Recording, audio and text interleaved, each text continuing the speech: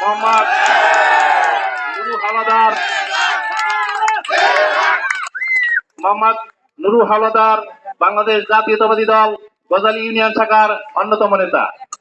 মোহাম্মদ ইউনুস সরদার বাংলাদেশ জাতীয়তাবাদী দল বিএনপির অন্যতম নেতা।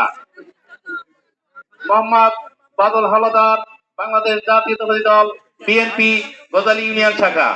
মোহাম্মদ সত্তার খান বিএনপি নেতা। মোহাম্মদ রিয়াজ খান বিএনপি নেতা। মোহাম্মদ সেলিম হাওলাদার বিএনপি নেতা। মোহাম্মদ আল আমিন বিশ্বাস, মোহাম্মদ আল আমিন বিশ্বাস বাংলাদেশ জাতীয়তাবাদী দল বিএনপি আলামিন ডাক্তার। আপনারা সকল ভাইদেরকে ফুল দিয়ে এবং হাতে ক্লাবের মাধ্যমে তাকে বরণ করবেন এবং